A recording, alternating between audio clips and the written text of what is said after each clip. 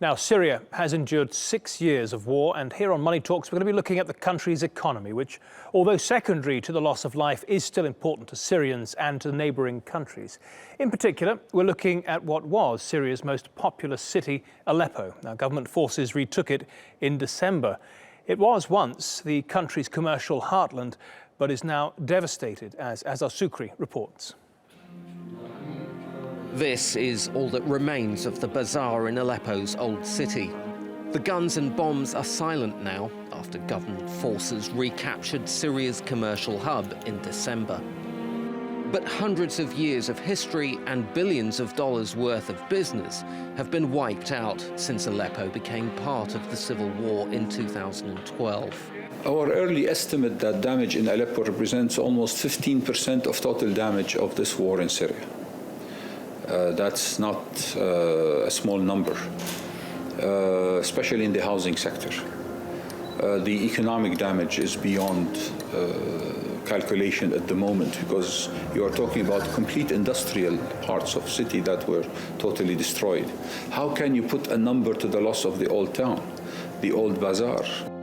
Estimates of the cost of rebuilding Syria's infrastructure after the war ends vary from $180 billion to more than $1 trillion. The charity World Vision says per capita income is 45% lower than it would have been if the war hadn't broken out. The greatest cost, though, has been human. More than 400,000 people have been killed, 6 million have fled, and another 6.6 million have been internally displaced. Among those who left for neighbouring Turkey was 26-year-old Koshyar Kanan.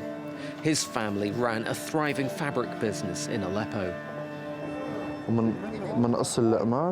We used to have more than 250 workers in our factory. All these workers had families who were depending on their livelihoods from this small factory. All their salaries were cut off.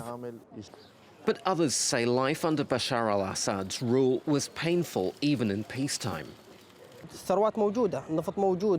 We had the natural resources like oil and materials.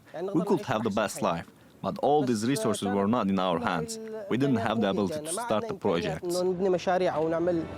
Talks are underway to try to bring the violence to an end.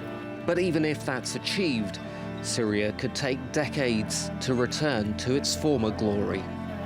Azhar Sukri, TRT World.